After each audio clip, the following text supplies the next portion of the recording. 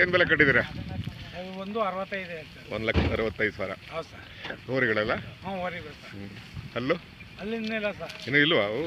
2 ವರ್ಷದ ಒಳಗಡೆ ಹೆಂಗಾರೆ? 1.5 ವರ್ಷ. 1 ವರ್ಷ. ಚೆನ್ನಾಗಿ ಸಾಕಿದ್ದೀರಾ ಸರ್? ಹೌದು ಸರ್. ನಿಮ್ಮ ಹೆಸರು ಸರ್? ನಾರಾಯಣಪ್ಪ ಅಂತ ಹೇಳಿ. ಏನು ಕೆಲಸ ಮಾಡ್ತಿದ್ದೀರಾ? ನಾವು ಲ್ಯಾಂಡ್ ಆರ್ಮಿಗೆ ವರ್ಕ್ ಇನ್ಸ್ಪೆಕ್ಟರ್ ಕೆಲಸ ಮಾಡ್ತೀವಿ. ಇದೀರಾ? ಹೌದು 3 ತಿಂಗಳಿದೆ. ಹೌದಾ? ಹಾಂ ಹಾಂ.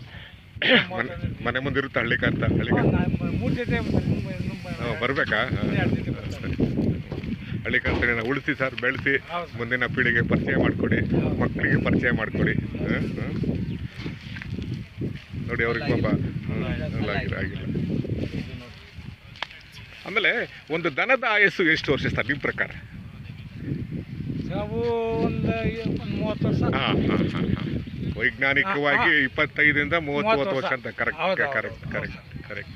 ಅದು ನಾವು ಹೆಂಗೆ ನೋಡ್ಕೊಂತೀವಿ ಹಂಗೆ ನಾವು ಹೆಂಗೆ ಸಾಕ್ಯಂತೀವಿ.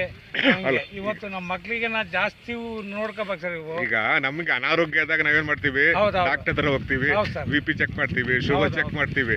ಇವು ಏನು ಹೇಳಲ್ವಲ್ಲ, ಇವು ವರ್ತನೆ ಚೇಂಜ್ ಆದಾಗ ನಾವು ಗಮನ ಮಾಡ್ಬೇಕು ಅಲ್ವಾ? ನಾವ್ ಹೆಂಗ್ ನೋಡ್ತೀವಿ, ನಾವ್ ಹೆಂಗೆ ನೋಡ್ಕೊಂತೀವಿ ಅದ್ರ ಮೇಲೆ ಡಿಪೆಂಡ್ ಅಲ್ವಾ? ನೋಡ್ರಿ ಸರ್, 1,65,000 ಸರ್. ಫೋನ್ ನಂಬರ್ ಕೊಡಿ ಸರ್. 9972 551198. ಹೆಸರು? ಸಿ ನಾರಾಯಣ. ಆಗ್ತೀವಿ ಸರ್. ಒಳ್ಳೇದಾಗಲಿ, ಒಳ್ಳೆ ವ್ಯಾಪಾರ ಆಗಲಿ.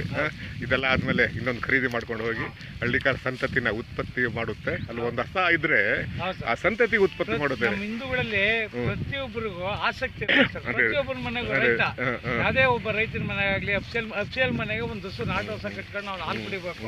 ಅವ್ನು ಎಷ್ಟೇ ದುಡ್ಡು ದುಡಿದು ಏನ್ ಮಾಡ್ತೀರಾ ಅದು ತಗೊಂಡೋಗಿ. ನೀವು ಗೌರ್ಮೆಂಟ್ ಆಫೀಸ್ ಅಲ್ವಾ ಸರ್? ಇನ್ನೊಂದು 3 ತಿಂಗಳಿದೆ ಅಂತೆ.